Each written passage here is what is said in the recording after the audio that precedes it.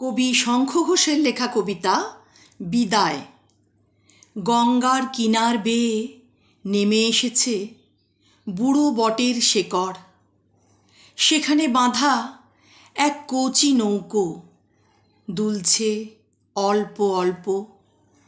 তার ছোঁয়ের ওপরে বিছিয়ে গেছে অস্ত আলো।